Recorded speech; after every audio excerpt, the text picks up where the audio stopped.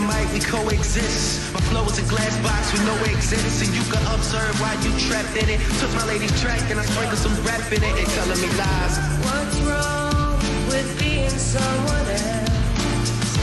No shame and living life that way. They're like, please tell us your reality, Jay. We can't fathom how I feel to be forever confined. My mother always told me what to do with my best foot, so to this day, you know that it is never behind. And metaphorically, I'm ahead of the rest, and proud of the fact that I've accomplished that. And every time I say that I can do it myself, in the same breath, I wonder where my accomplice at. It's like, tell me anything but the truth, cause I don't really know if I can take it now. Tell me anything. And that is why you never try and beat the master at his own game. Well, I thought you were the sensitive artiste/clothing designer now. When will you learn? I'm everything. I remember listening the last time I listened to one of these Flex. The boy said something. He said, Flex, let me touch the city, let him know where it's at. You know what I'm saying? Exactly. Can I do that? You want to do that? Can I do that? Hold up. Turn this mic up a little bit. Can I do that? Oh, yeah. You know? Yeah. Young, I got you. Look, I say, young money to the young boy dying out.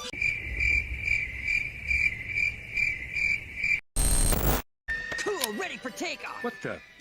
Who are you supposed to be? Well, I'm Incrediboy. What? No. You're that kid from the fan club. Brody. Buddy. My name is Incrediboy. Look, I've been nice. I've stood for photos, signed every scrap of paper you pushed at me, but this is... No, you don't have to worry about training me. I know all your moves, your crime-fighting style, favorite catchphrases, everything. I am your #1 fan.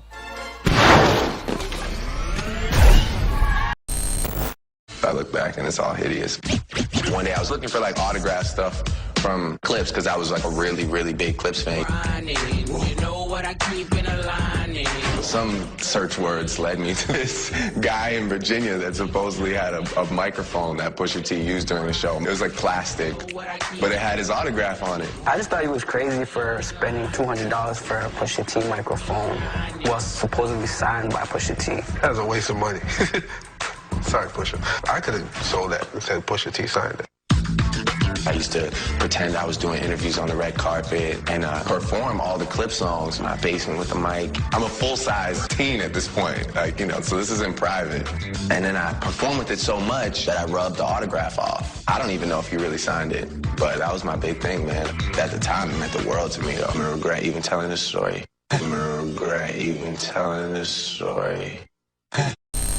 And that verse was, he's giving people like moments, like that verse was a moment to talk about.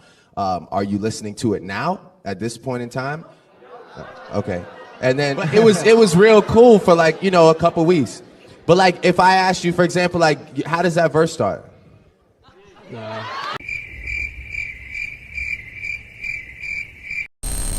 Kendrick's Control verse will go down in hip-hop history as one of the most impactful verses of all time. Kendrick got on-record replies from Big Sean, J. Cole, Big Crit, Drake, and raised the overall competitive bar within hip-hop. Big Sean, J. Electron, Tyler McMillan, I got love for you all, but I'm trying to murder you, nigga. Trying to make sure your core fans never heard of you, nigga. They don't want to hear not one more now, no verb from you, niggas. What is competition? I'm trying to raise the bar high. Who's trying to jump and get it? You're a better off trying to skydive at the exit window with 5 G5s with $5 with your granddad as the pilot. He drunk as trying to land. The greats were also all impressed with what that verse did. Reference for shit for me because it's saying that there's no more Kumbaya, my lord. That's necessary for hip hop. That's what it is. I love what Kendrick is doing. Right. He's continuing the tradition of just making rap exciting. Even Jay-Z was apparently astonished with the verse. But I resolved inside that private heart while sitting down with Jay. He said it's funny how one verse can fuck up the game. Then he said that he was the same age as myself, and it didn't help because it made me even more rude and impatient. So blame it on Mr. OVOXO. The reason. What really bothers me the most is the fact that, sometimes I feel like I don't get enough credit or I'm not making a big enough impact because I'm not enough of a loose cannon, you know, in situations like this where we're doing a one-on-one interview, or, you know, that people just want me to go off more and lose my composure, and then that way, you know, I guess maybe I would be like, cooler, make more headlines or be more iconic, but that's not me.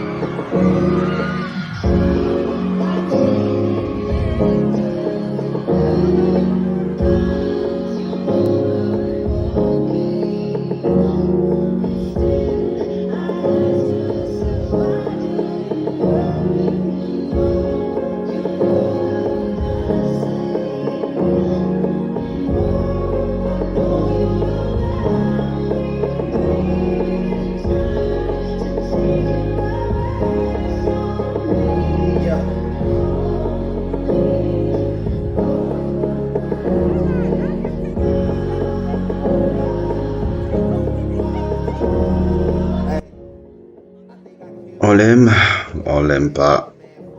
Nul ne peut déjà enlever ce que Drake a accompli sur ses 10 voire même 15 ans dans l'industrie du disque américain et dans, je dirais même en général même dans l'industrie de la musique. Parce qu'on peut dire tout ce qu'on veut, je ne pense pas dans mes souvenirs que j'ai vu un gars dans l'histoire du hip-hop à rester autant au top des charts pendant plus de 10 ans. Je ne pense pas que dans ma vie, j'ai vu ni Jay-Z n'a fait ça, ni Tupac n'a fait ça. Bon, Tupac n'a même pas eu le temps, le truc, il est mort très jeune, mais personne dans l'industrie du disque n'est resté autant au top dans les charts, number one, sans aucun doute être l'artiste le plus populaire dans les charts comme ça américains longtemps. C'est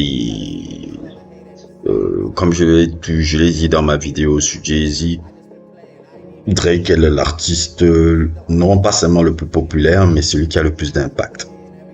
Il a largement beaucoup plus d'impact que tous les artistes de sa génération, parce que non pas seulement par le succès, mais aussi par le nombre d'artistes qu'il imite et des codes qui lui ressemblent.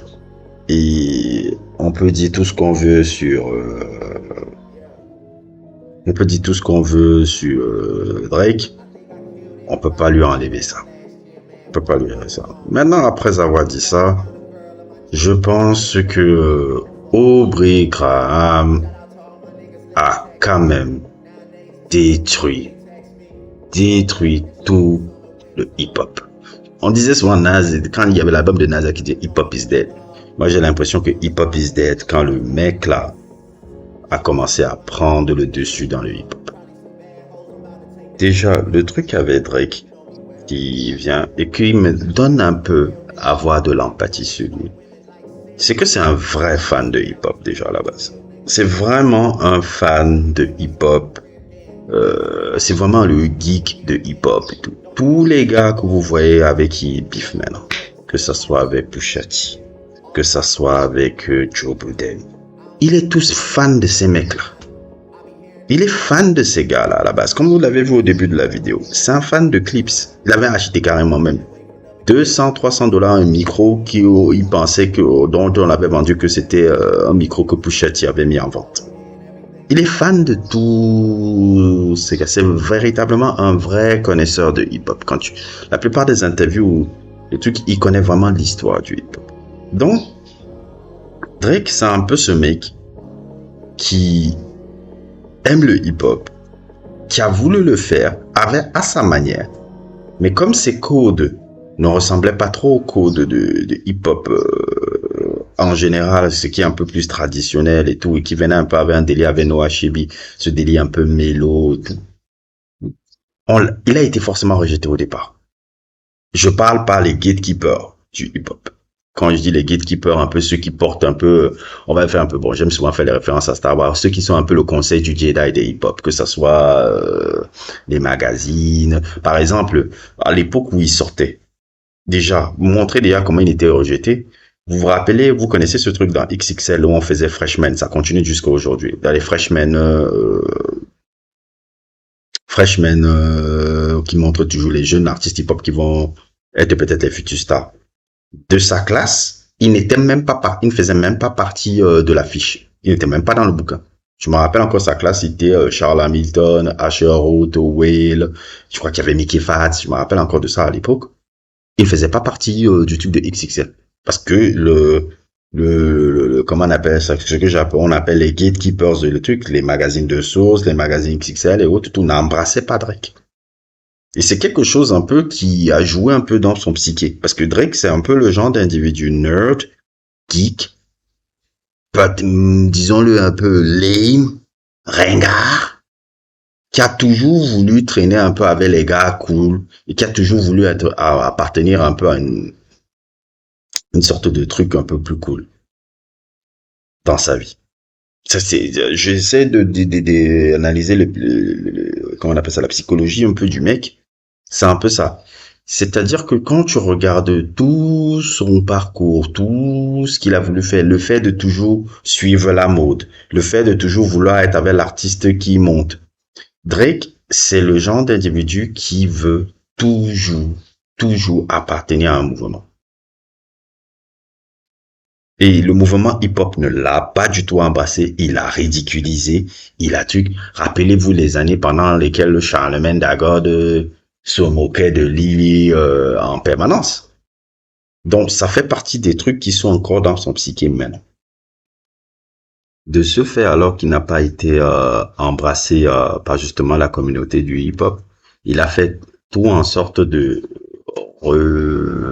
changer un peu je dirais pas les codes, mais même les codes même de communication autour du hip-hop, où en fait ne plus dépendre de ces gatekeepers, ceux qui permettent à ce que des artistes comme lui et de son profil là pouvoir exister. C'est ce qu'il a fait.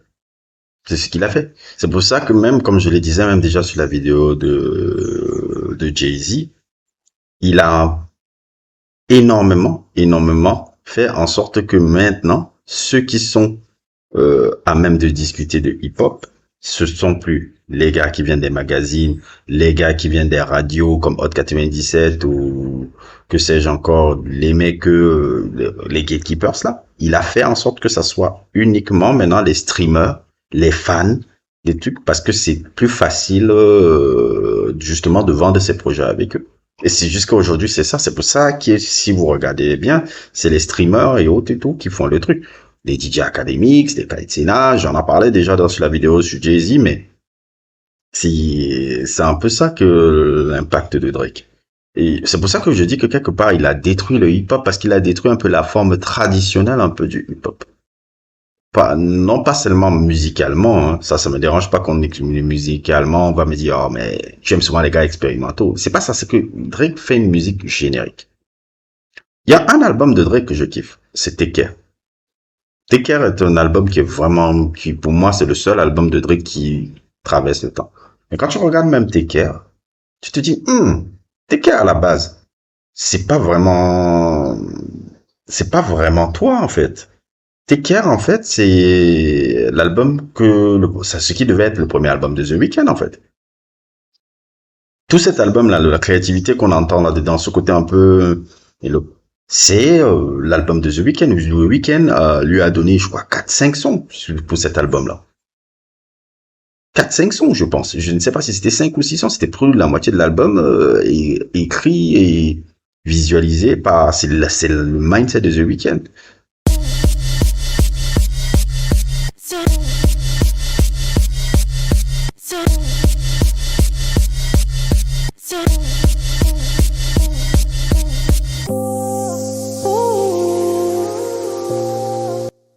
Je suis désolé, mais Crew Love, c'est The Weeknd.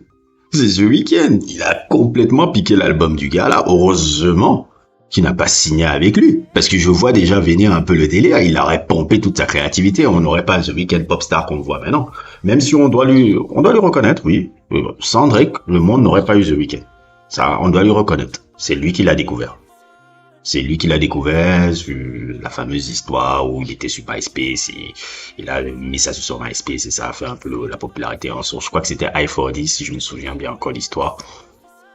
Mais voilà, on peut lui donner ce crédit-là, mais heureusement qu'il n'est pas resté signé chez Drake. Mais Drake allait le pomper, mais comme un malade.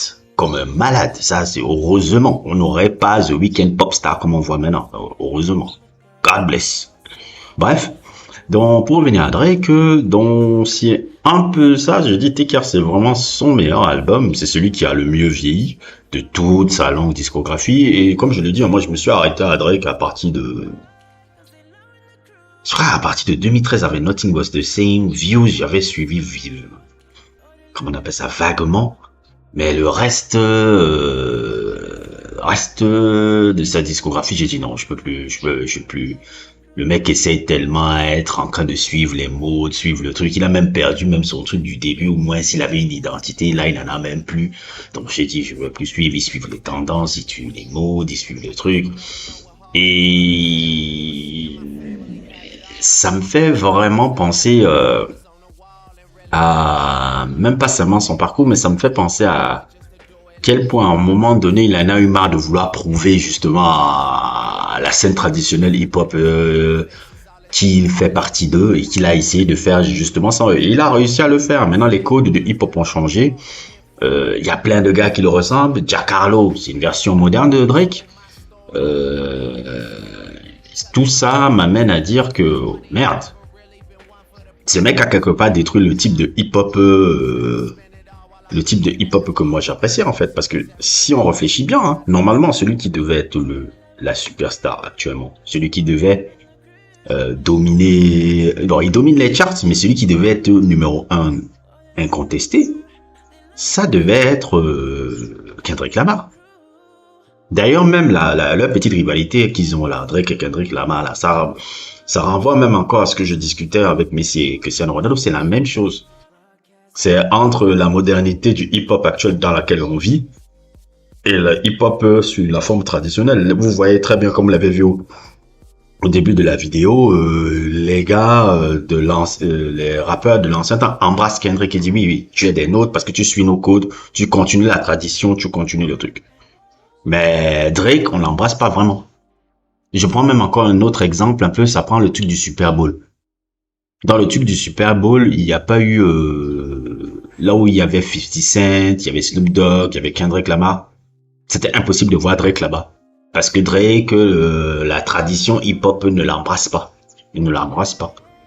Et c'est un peu ça son histoire. Son histoire me rappelle justement celle un peu de ce personnage dans Incredible. Là, je sais pas si vous avez vu déjà cette animation là, ce film d'animation là qui est très génial. Je sais pas si c'est Pixar ou je crois que c'est Pixar.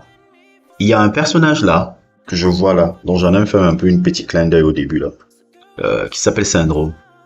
Le personnage un peu me rappelle Drake. C'est lui un peu le méchant de l'histoire. C'est-à-dire que tu prends un peu l'histoire de Syndrome qui veut se faire accepter par quand il est petit, il veut s'accepter par la communauté des super-héros, mais il n'y a pas des super pouvoirs. Les gars ne l'acceptent pas. Son héros, son idole, super-héros, monsieur invincible, ne l'accepte pas. Il est touché par ça et il fait en sorte qu'il n'y ait plus jamais de super-héros, ou que tous les super-héros, toutes les personnes doivent avoir des pouvoirs pour qu'il n'y ait plus personne de spécial en fait. En fait, ça me rappelle Drake, en fait. Ça me rappelle l'histoire de Drake et de hip-hop et autres, et tout ce qu'il arrive actuellement. Je pense qu'on a arrivé un peu, j'ai pas suivi le dernier album, mais je vois un peu les polémiques qui arrivent un peu en ce moment par rapport à la réception de son dernier album, par rapport un peu à même son propre public commence à se fatiguer parce qu'on se rend compte qu'il ne se renouvelle pas, qu'il suit plus la masse, qu'il n'a même plus son identité qu'on aimait, que son public aimait. Drake me rappelle encore à quel point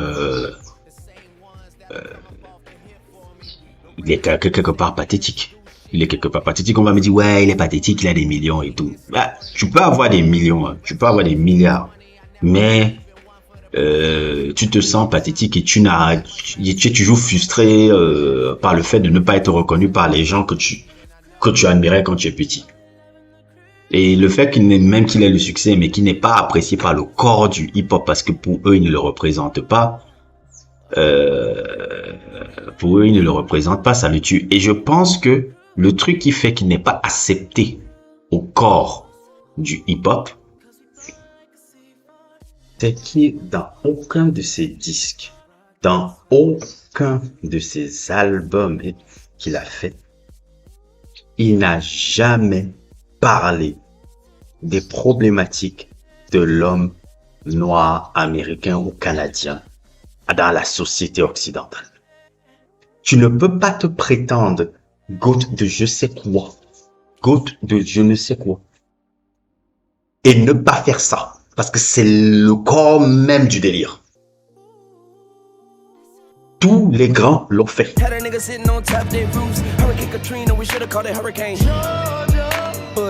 Then they telling y'all lies on the news. The white people smiling like everything cool. But I know people that died in that pool. I know people that died in them schools.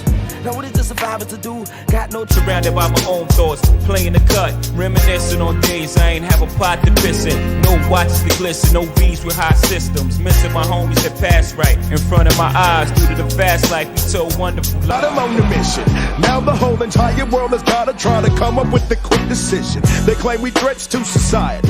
And now they're calling on the government to try to make somebody quiet. Don't let your time do you. To my brother Mikey Mike, stay up, homie. To my cuz JB, stay up, homie. If you locked in the box, keep making it through. Do your time.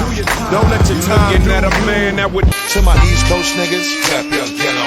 West Coast niggas, rap your ghetto. Midwest niggas, rap your ghetto. Down South niggas, rap your ghetto. To my East Coast niggas, I heard payback.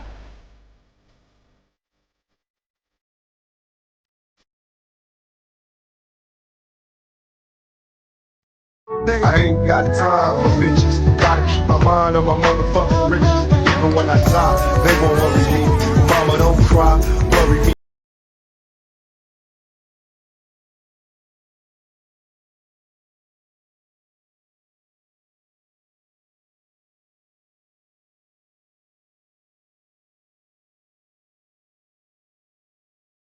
Tous les grands l'ont fait. De Jay-Z à Kanye West, à Tupac, à KRS-One, à Rakim, à Lupe Fiasco, tout, même tes contemporains, même s'ils font pas forcément de la musique qui me parle, tous l'ont fait. Il y a un moment donné dans leur disque, ils parlent de ça. Toi, tu ne l'as jamais fait. Et tu veux qu'on te parle de goût? Il y a des règles dans ces histoires-là, mon frère. Il y a des règles. Il y a des règles dans le truc là-bas, tu viens pas. Même un blanc comme Eminem l'a fait. Même un blanc comme fucking Eminem l'a fait. Toi, tu veux qu'on te dise, ouais, good, parce que j'ai vendu des disques. Non. Ça ne marche pas comme ça. Ça ne marche pas comme ça, le mec. Ça ne marche pas comme ça.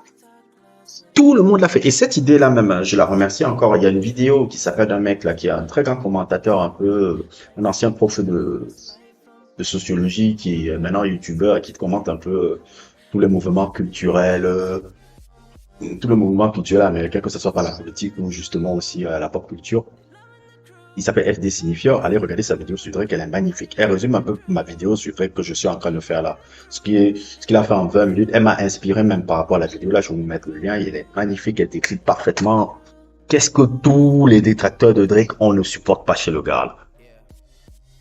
Et c'est pour ça que le corps du hip-hop ne le supporte pas. Tu ne peux pas venir te proclamer et recréer de nouvelles règles. Ce truc-là a des règles bien précises. Tu peux pas te prétendre GOAT alors que tu n'as jamais parlé de ce qu'ils appellent le Black Struggle. Tu n'as jamais, cherchez-moi un son où Drake a parlé de ces sujets-là. Je ne dis pas maintenant qu'il est obligé de le faire. Il n'est pas obligé de le faire. Mais si tu veux entrer dans la discussion de trucs de GOAT, il faut au moins qu'il y ait eu ça. Mais si tu ne l'as pas, on ne peut pas te mettre dans la discussion. Tu peux faire vendre n'importe qui à tous tes enfants de moins de 15 ans, 16 ans et autres, tous tes streamers et tout, qui vont partir streamer tes trucs à 100 millions de vues. Le corps du hip-hop ne t'acceptera jamais tant que tu n'auras pas fait ça. Tant que tu n'auras pas fait ça, ils s'en foutront de tes ventes. Tu peux chialer comme tu veux chez Raprada que oui, oh, non, non, non, non, non. Et c'est ça qui fait que les gars ne le supportent pas. C'est ça qui fait que des gars comme moi ne le supportent pas. C'est pour ça qu'on ne le supporte pas. C'est ça qui nous énerve chez cet individu. En tout cas, les gens comme moi.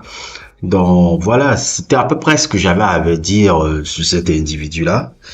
N'hésitez pas à liker, à vous abonner et à plus pour d'autres aventures.